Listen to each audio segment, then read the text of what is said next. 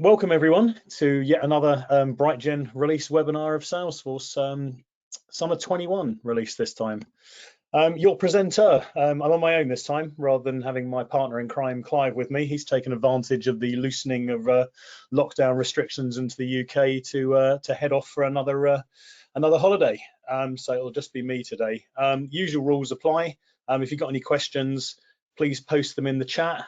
And I will get around to them at the end of the session. I'm probably not going to be able to manage answering questions while I'm presenting entirely on my own, but we'll see how we go.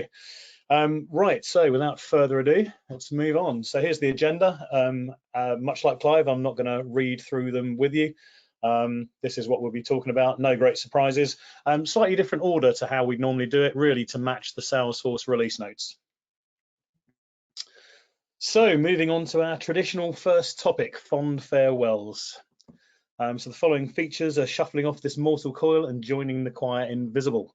The PDF report for Salesforce Optimizer is being replaced by the Salesforce Optimizer application. This gives you the same information but in a more interactive fashion. So although you've got something retiring, it's actually better than it was. Aura components in the UI namespace are now deprecated. You can still use them, but if you have problems, you won't get any support. The recommendation is to switch to the components in the Lightning namespace, so you'll want to talk to your friendly service manager if you're looking to do this. While a lot of them are a straightforward swap out, a couple of them bring a few nuances which you'll want to be aware of before you start on that. And original territory management is retired, and the advice is to move to enterprise territory management. Next up, we have some general updates which apply across Salesforce. As is, again, traditional, we start with browser compatibility. I won't read through all of these because you can read them as well as I can. Internet Explorer 11 behavior has changed if you're a Lightning Experience only user. Previously, you used to be allowed to switch to Classic even though your profile said Lightning only. Now you'll receive an error message advising you to switch to a supported browser. So there'll be no longer any option to click through into Classic. You'd need that changed on your profile. And brace yourselves, multi-factor authentication is coming. For those who aren't familiar with multi-factor authentication, this is a two-stage login process. So this is where you supply something you know, which is your password, and also something you have, which is a device with an authenticator app that generates an additional code. So basically a hacker would need to have found your password and got hold of your phone, and you'd probably notice if both of those things happen together. This will be required for all internal users who access the UI, either directly or via single sign-on. And the advice is to use the multi-factor setup assistance to configure this. And you'll be pleased to know that Salesforce aren't charging you anything extra for forcing you to use this, so that's good of them. We have actually, I know we've implemented multi-factor authentication for one customer because this was coming, so we have some experience of this, and I don't believe we've hit any significant problems. So again, talk to your friendly service manager who will be able to advise you as to what you need to do. If you're looking to spend more money with Salesforce, there's a new Your Account application, which is the answer to your prayers. So this allows you to manage your subscription to Salesforce, manage your licenses, add-ons, etc., see your products, see your contracts, raise cases, and most importantly, contact sales. This application is off by default, so you'll need to enable it via setup in order to use it. The Lightning Usage app now allows you to track active licenses. So you click active licenses on the left-hand side, that will display the usage by profile, and then you choose a license type. So what this will allow you to see is if you've provisioned licenses to people who aren't using them, or if you're completely out of licenses and you've got no space if you get any new joiners. Interesting that this, I find it interesting, this isn't part of setup, this is actually an application within the Lightning experience itself, and it's kind of seems to be blurring the lines between setup and the experience. Kind of makes me think that setup isn't going to get an awful lot of attention going forward, but we shall see. Very much my opinion. There's also a few changes to the non-paid version of in-app learning. So Learning Home has all your learning items in a single place, custom learning items, and you can also set due dates on these items. And you now get 3 free custom walkthroughs. If you want any more, you have to buy my Trailhead access, my Trailhead licenses rather, but you can dip your toe in the water for free, much like you can with surveys, I guess. And moving on to surveys, you can now send surveys in bulk. So on a survey, you click send and then send email, and that'll open the dialog shown here. Click the send to list button, choose your recipients, and after that, you can create the content and send the email off. Recipients can now send attachments with their survey responses. So you can choose attachment as the question type, choose the type of attachment that you're willing to accept from this. And basically, when someone fills in the survey, they'll be prompted to attach a file to it. And finally, for general changes, Einstein Search is now generally available at no extra charge. The search is personalized based on the user's activity, and natural language search is also supported. However, this must be enabled through setup. It's not on by default. Moving on to analytics. Also adding fields to custom report types is now generally available. So when you add a new custom field to an object, it'll be automatically added to the custom report type for that object. So when you next create a report using that object, all the fields are there to choose from, rather than what used to be the case was you realized that you hadn't added them and you had to go and edit the custom report type and manually include them all. And also you can now download a dashboard image as a file. Some Tableau CRM improvements now, formerly known as Einstein Analytics.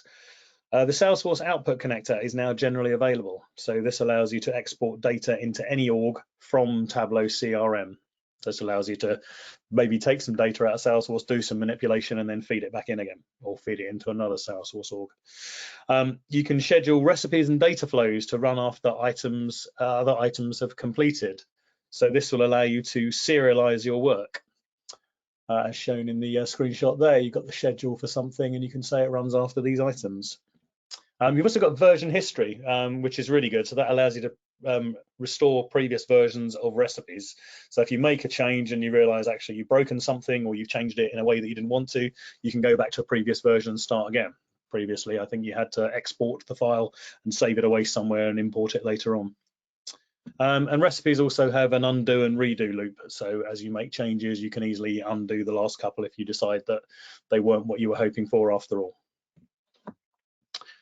More Tableau changes. You can now join or append data from any node to any other node, and that's upstream or downstream. You can now cluster your data, which sounds a bit like bucketing to me. You can segment or group rows based on common characteristics. Recipes preview faster now, so inputs with more than 100 columns get clipped to 100 columns during preview, which allows it all to render faster because it could potentially be excluding quite a lot of data there. There are more pre-built templates and apps available to help you kickstart your development, and you can also copy and paste widgets across dashboards rather than having to recreate them for each dashboard that you need them in. Tableau CRM has a new homepage. So you can carry out semantic searches via the search bar, shown with a 1, to find results beyond exact keyword matches. Point 2 is collections. So these allow you to create and share your own grouping of items. Admins and people with the managed Tableau CRM permission can pin items to a user's homepage, which is point 3. Intelligent recommendations, point 4, those are automatically surfaced. And the recents tab, marked with a 5, that's where your recently accessed content shows up. Okay, next up we have customization. You can now see the reasons that a record is shared in the Lightning experience. This will be very popular, I think. So you click the sharing hierarchy button and that will show you all the reasons, all the people this is shared with, and how that is. So is it, did they get manually shared, are they a group member, etc. So again, very, very useful, I think. The Lightning App Builder can now analyze the performance of your custom components. It's been able to do it for standard components, but now it can reach a little deeper. So this will show the page load time, which is marked with a 1, the component performance breakdown, marked with a 2, and where relevant, where there are any, it will show recommendations to improve your custom components. In order to maintain the performance of your pick lists, there is a new limit of 4,000 inactive values for unrestricted pick lists. You can disable this if you want to, and you can also choose to put an upper limit on standard pick lists as well. And regardless of your edition limits, you'll be able to add another 100 custom fields via AppExchange packages. So if you're on unlimited edition, you've maxed out the 800 field limit for your internal fields, you can take it up to 900, but they must all be from the AppExchange. You can't have 900 internal fields.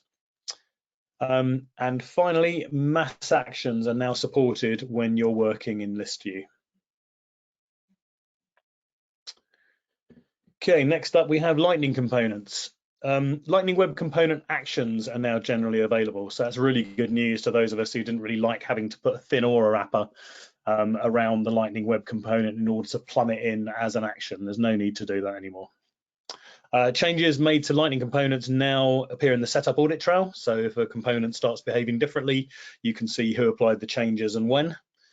Bit of a bug fix here, you can now deploy a custom label and a Lightning Web component that references that label at the same time. Previously, and annoyingly, you had to run 2 separate deployments.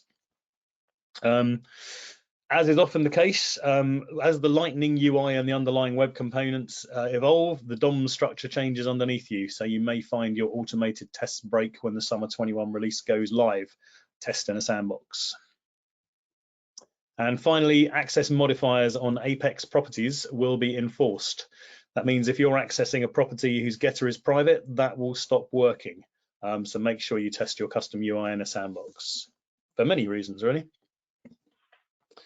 The Apex Developer Guide has been split into 2 documents, mainly because it was about 1,500 pages, I think, so it was getting a little bit unwieldy.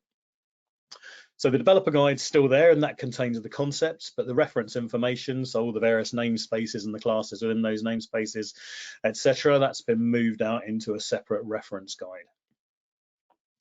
Transaction finalizers are now generally available. So these allow you to take action when a queuable completes, either successfully or with an error. You have to implement the system.finalizer interface, and something to bear in mind is you can only attach one finalizer to a queuable, so it's a single shot on that. And API versions prior to 20 are being deprecated and no longer supported. They will also retire in summer 22 in a year's time, at which point they will stop working. So if you've got any real legacy integrations that you haven't touched for a number of years, and this would be a number of years ago now, you want to make sure that you do something with those inside the next year. Again, any questions, talk to your friendly service manager. Moving on to Flow. Flow still gets more love each and every release. So multi-column Flow screens are generally available. So this allows you, rather than having a single item in Flow, you can have several of them, almost a mini form. However, obviously what you can't do is interact between those components because they're all sitting there together.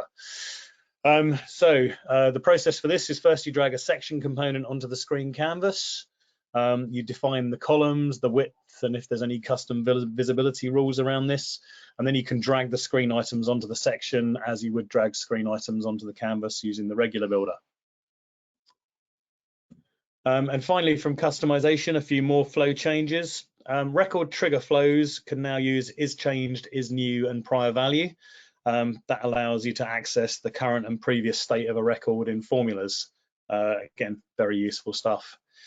You can sort and limit the items in a collection, as shown in the screenshot there. You don't have to have everything that comes forward. More screen components can now be previewed. I won't go into these, they're detailed in the release notes. There's quite a few of them, but well worth a look at that. Obviously, the more you can preview, the better the idea you have of exactly what your flow is going to look like when it runs. You can now directly update fields on the record that triggered a flow for record triggered flows. You don't have to create a clone of the record or the like. You can debug record trigger flows as well. There's a new listing set up that shows the failed flows, so you can drill into them to figure out what actually went wrong. And finally, you can debug flows after pause elements in the flow builder. So debugging record triggered flows is quite interesting. I think with that, you can just pick a record and say run it through debug and show me what would have happened if this was a new record going in. So it's not, you know, completely debugging from scratch, but it's not a bad effort at that. Okay, next up we have experiences. For those who haven't been in the loop, digital experiences is the new name for communities. You can now create a custom service unavailable page with your own branding, rather than having to have the default no service is available Salesforce messaging. So that's pretty cool. The build your own Lightning Web runtime is generally available. So this gives you all the performance of the Lightning Web runtime, but with complete control over the UI. The Lightning Web runtime is seriously quick. And it also supports theming. After summer 21, guest site users that you create, so for every new site that you create, the guest site user that is automatically created for you will have a dummy email address generated by the system that you need to update. Previously, it used the email address of the user creating the site, but that will no longer be the case. There's a new guest user license. So this includes the latest Salesforce features, which the old ones don't necessarily get updated with. So if you're missing anything, you'll want to upgrade your guest users to this license. Don't forget to test it first though, because you might lose something with the old license or the old setup that you are relying on. So make sure that you haven't made things worse in trying to make them better. And finally, all sites and communities now need HTTPS in order to be able to access them. So if you're using custom domains, you will need to procure SSL certificates for them. Moving on to mobile. Updated device requirements for summer 21. As always, you can find these at the short URL shown. Your regular reminder that you can use other devices, but Salesforce may not be able to help you in the event of problems, so you may be on your own. Einstein Search, we mentioned that earlier on, that's GA and mobile as well as desktop. And if you have access to Lightning apps, you will now see one of those by default. Previously, you saw the mobile-only application, which is still there unless your admin chooses to disable it. But the idea is that you'll see the Lightning app that you were most recently working in. Okay, moving on to some Pardot changes. So in Engagement Studio metrics, the open and click-through rate is now based on delivered email. This is the same as the other reports in Pardot already use, so it just ensures that things are consistent going forward. There are new email, marketing, or mailability. I'm not really sure if mailability is a word, but let's use it. But the new settings, basically. You'll need to upgrade your prospects, after which you will find a new section on the record, as is shown there, the mailability fields. And finally, on this side of things, you can mark lists as operational, which bypasses some of the opt-in and opt-out settings. However, note that the emails that you send to the operational list must be non-promotional, because they are meant to be informing people of the status of a system or something like that, rather than telling them anything about your products.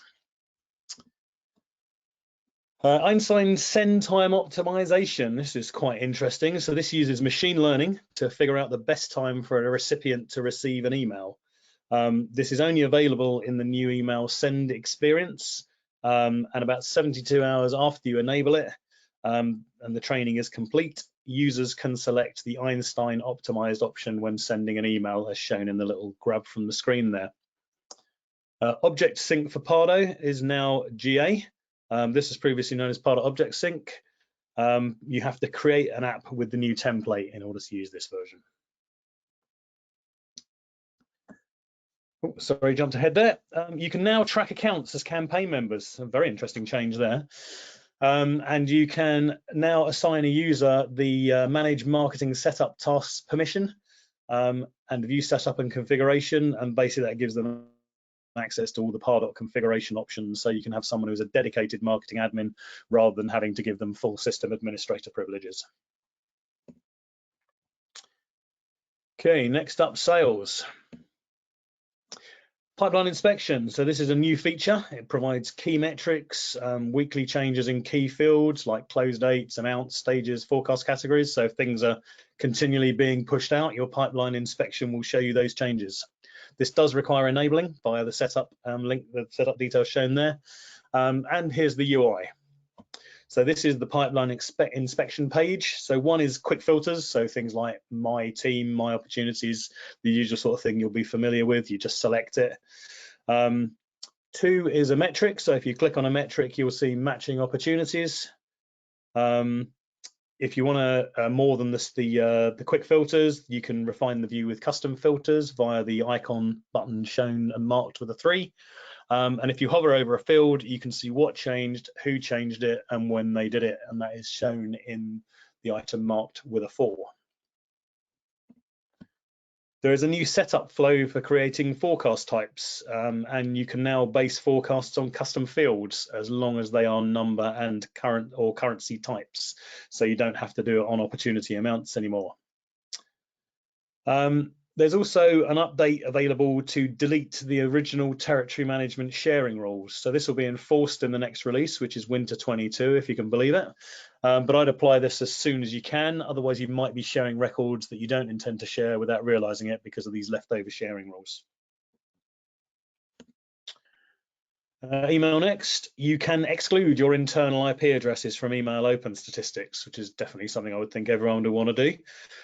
This supports IPv4 addresses only, I'm afraid. You can now create custom reports with the email message as the primary object, so a lot more flexibility around reporting on emails. And files attached to Lightning email templates will now be included in change sets as soon as you add the template. So previously you had to resave the templates in order to pick the attachments up, which was very tedious.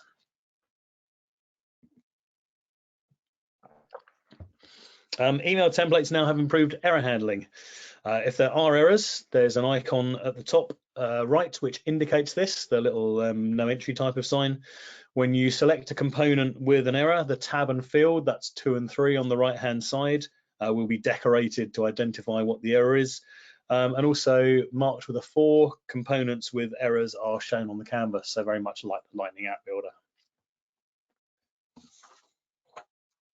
Salesforce meetings have a few improvements, but note that Salesforce meetings are available in unlimited and performance editions only.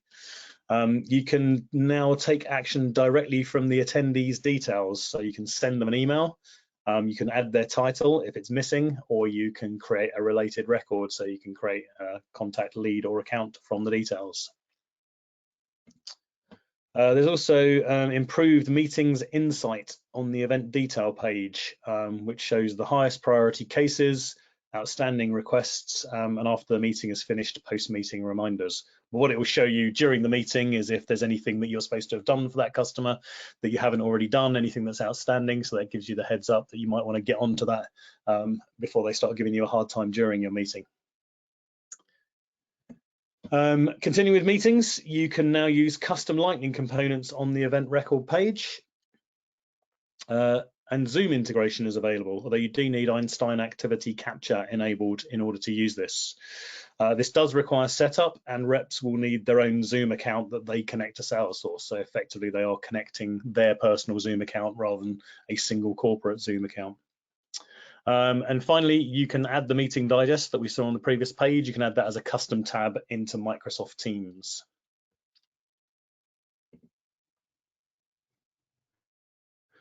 Finally, for sales, Einstein. So this is quite interesting, actually. I think you can now score lead segments independently of each other, rather than having one size fits all. This is quite interesting because the amount of times that I've created multiple formula fields giving a lead score based on the type of lead that it is, or based on some other kind of attribute or characteristic for a lead, so that it can be each lead can be considered in a different way if it needs to be. So this allows you to segment them through the system rather than having to do it manually, which is really nice. And the Einstein lead scoring guided setup will walk you through defining your segments. And finally, on to our last topic for generally available features, service. So Einstein first, case wrap up. So basically what happens here is when you're closing the case, Einstein suggests closing values for it based on previously closed cases and chat transcripts. When creating predictive models for case classification or wrap-up, you can now use Boolean conditions to create complex logic. So previously, it was either all of these are true or none of them are true. So now you can have a bit more flexibility and a bit more nuance about it. And you will also get notified now when Einstein has completed learning on a field, so you don't have to keep checking setup to see if it's complete or if there was a problem. Some other service enhancements: you can now send multiple emails from a single macro, and each of those emails can have a different template to all the others. Threading support is now available for email alerts sent from process builder, flow, or entitlement processes. And you can now create a custom help center to allow guest users, so not logged in users, to browse knowledge articles and create cases. So kind of like an experience stroke community, but for guest users only, and kind of a bit like the old public knowledge bases we used to do back in the day. Next up, knowledge. So there's an improved setup assistant which handles some of the items that need to be in place for lightning knowledge. So it'll create you an optimized record page, it will create you a new article global action, and it will create you a channel mapping rather than you having to do that manually. Einstein article recommendations are on their way, so your reps won't have to scroll through huge lists to find appropriate articles to send to customers. This is being rolled out over several releases, so you might not get it for a while. Einstein Advanced Knowledge Search takes you straight to the advanced search page so that you can add filters, etc. And you can compare article versions to see exactly what changed between the versions, which I think is very cool, because if you've got a large, complex knowledge article, it can sometimes be really difficult to figure out exactly what's happened to that in the latest round of changes, especially if you're not overly familiar with it. So that brings us to the end of the generally available features. So now moving on to beta. So altogether now, reminder of the rules of beta features. They are preview and they are not part of services under your master subscription agreement with Salesforce. They are not supported, so if you have problems, you may well find yourself on your own. They may never go live, and they can also be withdrawn at any time, not just when a major release comes out. So basically, if you build anything mission critical around beta functionality or rely on being able to do that, you may end up being disappointed. So as I always say, why would you use beta features? I use them to evaluate the functionality, which means I'm ahead of the game when they become generally available. So it's always worth looking at these things. First off is restriction rules, which I think are quite interesting. It shows that Salesforce are starting to add some additional flexibility and nuances around sharing rules. So these allow you to restrict access to sensitive information by switching off some of the automatic sharing that came when you had a parent record shared with you. So for example, if you got shared a master record, you automatically got access to the detail records. But for custom objects, you're going to have the ability to restrict that, assuming this goes live. And also, when you, as everyone knows, when you share an account object with someone, they get access to a whole bunch of things related to those accounts. So you're going to be able to restrict access to contracts, tasks, and events. So just because someone has access to the parent account doesn't mean they'll be able to see those sub areas, which is tasks and events, particularly very cool. There's no UI for this is the only thing. So if you want to try out, you'll need to create the rules via the tooling or metadata API. Expiring permission set assignments. So when you're assigning users permission sets or permission set groups, you can set an expiry date on it. And at that expiry date, their permissions will be removed. They will no longer be assigned to them as of that date. Why would you want to do this? Well, this allows you to grant additional capabilities to people for the duration of a project. This does have a UI, as you can see in the little screenshot shown below. Inline report editing. This is very cool indeed. So basically you can edit a cell in a report, and when you click save, that will update the field in the record that backs the row and refreshes the report to pick up the new data. So essentially, given a report, you will be able to edit quite a lot of it in place without having to go back and change anything. Not everything is editable. So if there is a little padlock type item, that means you won't be able to change the value. But yeah, just being able to look at a report of something, realize actually that record hasn't been updated, and be able to update it without leaving the report, I think is going to be a huge time saver. Really do. And finally, targeted prompts. So these are part of in-app learning, and these allow you to associate a prompt with a field to give really highly focused information. And that brings us to the end of our features overview. So thanks very much for your attention, everyone. Probably slightly shorter than the last couple of webinars that we've done, but normally winter is the biggest release of the year, so I'd expect quite a bit more to be coming in that. As always, there's a to-do in there. That's unfortunate. I think last time I looked at release readiness, it was still saying spring, so I will check back on that and I'll update the URL, or we'll send out an update with the URL details. But basically, as usual, we picked the items we think will be of most interest to our customers. There's plenty of more information at the Salesforce release readiness site, assuming it's been updated. There's also a Summer 21 Trailhead badge. So this will walk you through quite a lot of the features. I think there's about 10 sections to that badge, lots of videos, lots of details. So that's a really good resource to dig deeper into some of the areas if you're interested in those. Right, so I'm going to switch across to see if we have any questions. Just one moment. Doesn't look like we got anything in the questions. I don't know if I've got anything in the chat. Cool. Okay, well, it's a lovely sunny day, so I guess everyone wants to finish up quickly and get out in the sunshine. Yeah, thanks very much, everyone. Good to see you all again. We will be doing this again for our Winter 22 webinar, which should be around October time, I would think, where hopefully I'll be rejoined by Clive and we'll have put the band back together by the end of the year. So yeah, any questions on any of this, please do get in touch. Otherwise, we will see you at the next one. Thanks very much.